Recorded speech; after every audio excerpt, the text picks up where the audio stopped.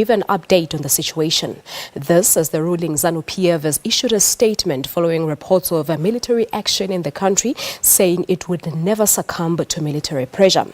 The Zimbabwe Defense Force has called on citizens to remain calm around Harare. Several armored personnel tanks were seen entering Harare yesterday, sparking rumors of a possible coup.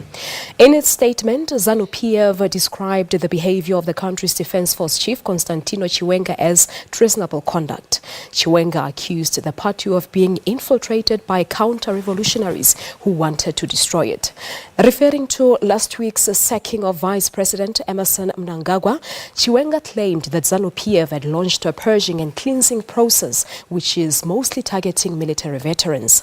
Mnangagwa's axing paved the way for the 93-year-old President Robert Mugabe's wife, Grace, to succeed him as the leader.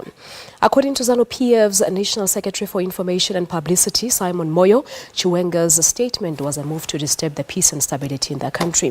There are meanwhile unconfirmed reports of explosions in the capital. Both the US and the UK have issued travel warnings to their citizens. All right, let us now speak to our correspondent live from Harare in Zimbabwe, Effet Musekiwa. Effet, good morning to you once again. Talk to us about the situation currently. Okay, I can confirm that there are reports that indicate that the Minister of Finance, who is the Secretary for Administration, ZANU-PF, Ignatius Chombo, has been arrested. It's not clear where exactly he is, but we are getting reports that he has been arrested. And about a few minutes ago, the editor of the Herald newspaper, which is the state-run newspaper, also tweeted a few minutes ago saying a special edition of the Herald will be on the streets in a few hours. So right now, that's what's prevailing on the ground. We expect to get maybe a new printed Herald as of yesterday, reporting on anything, on any activities that the military were doing. But those unconfirmed reports, because I'm also seeing that apparently some cabinet ministers and prominent people in Zimbabwe are arrested. Is it perhaps as a result of the announcement earlier by the army that they will do anything to take care of President Robert Mugabe and target the thieves around him?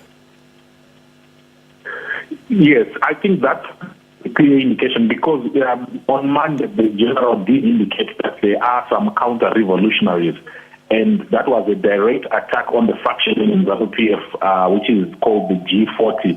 And members of the G40 include the finance minister, include Professor Renata Moyo, also include Xavier Kaspuira, who is the Minister of Local Government. And unconfirmed reports indicate that the three of them have actually been arrested. So I think it is clear that the army are actually targeting them and want them to account for their actions. And reports really that the soldiers have taken over Zimbabwe, including the broadcaster corporation of that country. Is this really a compounding speculation of a coup? It's not speculation, because I've been monitoring the state broadcaster on TV. Only revolutionary or songs that were played during the War of Liberation and some that were played after are being played. And after those songs, what you get is a repeat or a replay of the general statement that he made on Monday, of the General Chiwenga statement that he made on Monday. Then you get the statement which was issued at 4 a.m. also being replayed after that. So it is clear that only military messages are being aired on the broadcaster. And now the Herald is saying they are going to issue a special edition, which means they might have actually also taken control of the newspaper. All right, Effet, we'll leave it at that. Thank you so much indeed for coming through. That was our Zimbabwean correspondent, Effet Musekiwa, of course, with the latest reports. I'm seeing on Twitter that there are reports coming through that there are cabinet ministers and prominent people in Zimbabwe who have been arrested at this point in time. But this, of course, is a developing story that we'll be keeping a very close eye on here at Morning Live.